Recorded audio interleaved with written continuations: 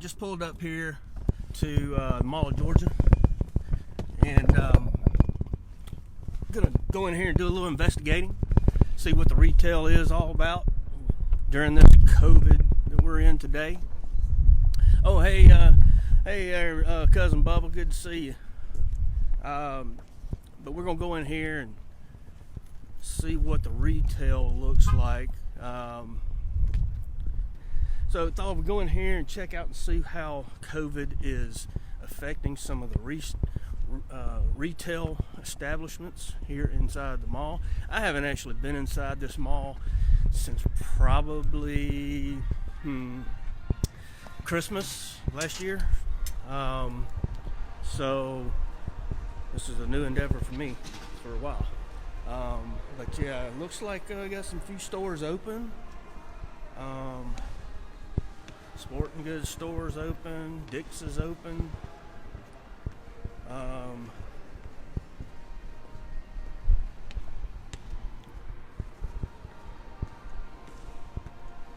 So we're going up the stairs up here upstairs. Yeah, it looks like two stores are closed.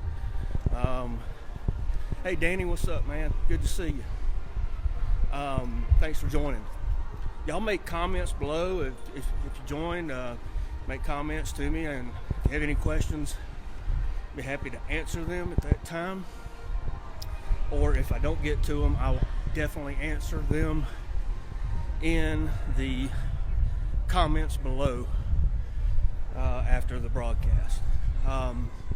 So like I said, we're here at the Mall of Georgia. First of all, I wanted to show you something here because it kind of ties into the topic we'll be talking about today.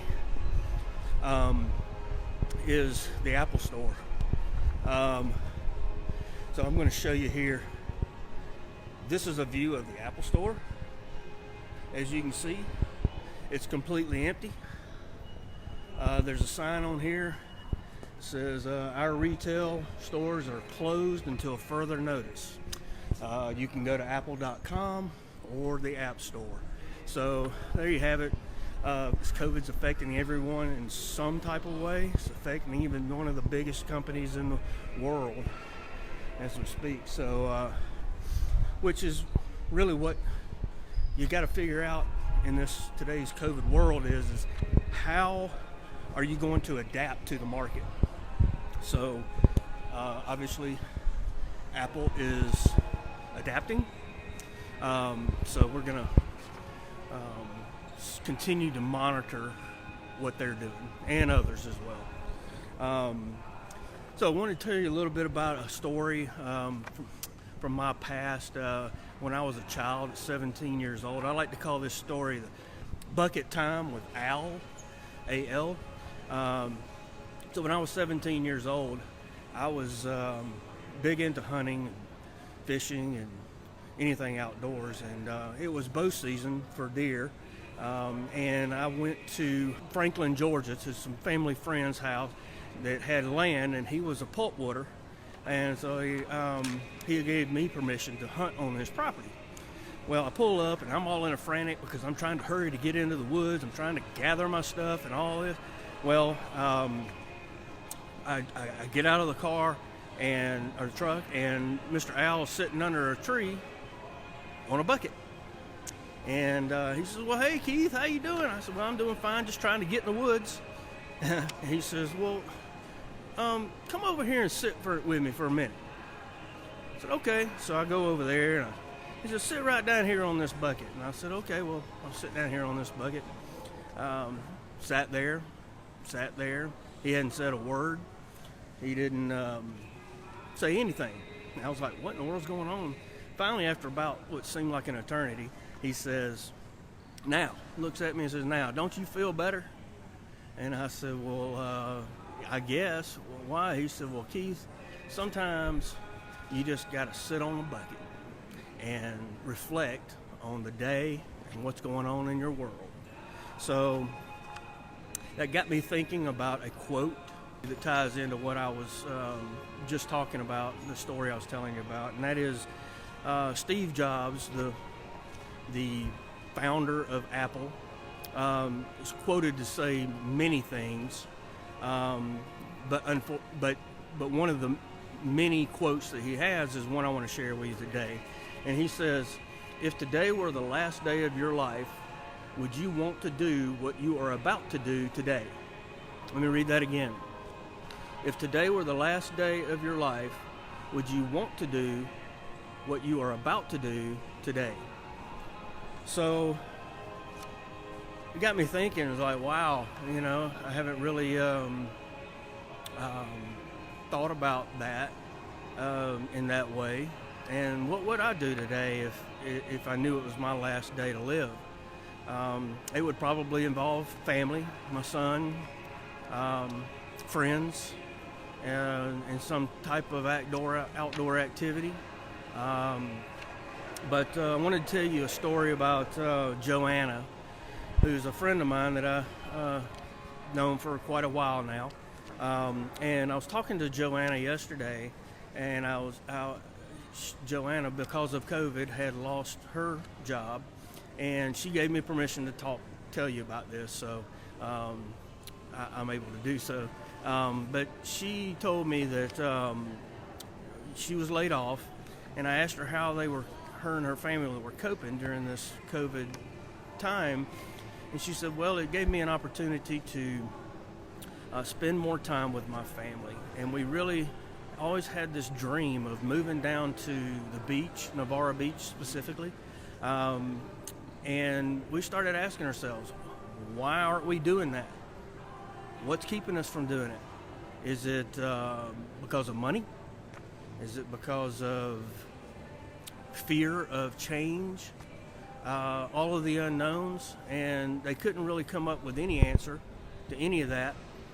So they just said, okay, well, let's do it. We're going to pack up and go live our dream. So I think that's a great message that we need to do our best to seize the day, if you will. So I encourage you to do what it is you want to do and don't wait another day. I wanted to tell you, first of all, about I'm with Reformation Productions. We are a full-service marketing agency located in downtown Buford, Georgia. Hey, Rob Bailey, good to see you, and thanks for joining in. If you got any questions or comments, just drop them below in the comment section. I'll answer them, or I'll talk about that if you got anything, or anybody for that matter. But yeah, so we got a book that our president, Zachary Bennett, just wrote and authored. It's called Married to Marketing. It's a relationship guide to business and personal life. So you can find that book on bzacharybennett.com, or you can go to Amazon and just do a search for Married to Marketing in the search bar, and it'll come up. You can buy that in paperback or audiobook as well. So, hey, Jennifer. So we got that. We also got the webinar coming up, which is going to be presented by our president, Zachary Bennett.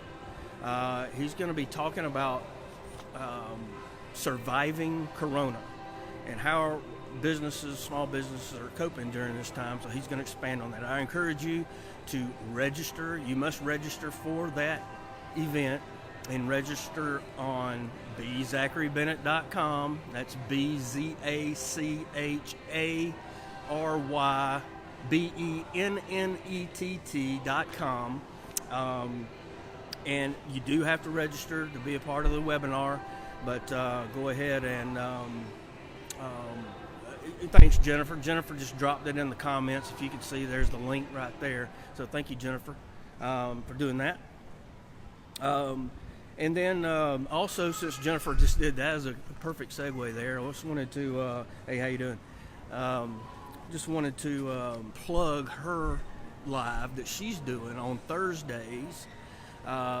Thursdays she has a live that she's doing called Marketing with the Missus. Yes, because Jennifer is Zachary's better half. Click on her profile, follow her, and you'll be able to see her broadcast. So next week, I want you to please join me as we're going to talk a little bit about, well, I'm not sure exactly yet. I'm kind of thinking about how to start a small business in today's COVID world. We're going to talk about that more. So we would love to. Jennifer just pointed out that her broadcast, Marketing with the Missus, is moved to Wednesdays. So that's tomorrow. So check it out. She just put a link on there for that as well. But anyway, so next week we're going to talk about a little bit about businesses and how to open a small business during COVID world. What are the things to do and things not to do? So tune in for that. And lastly, I want to end with saying, just remember to sit on your bucket today and do some reflecting. If you didn't catch the first part of this live, go back, watch it. You'll know what I'm talking about. Thank you. Have a great day. We look forward to seeing you next week. Bye-bye.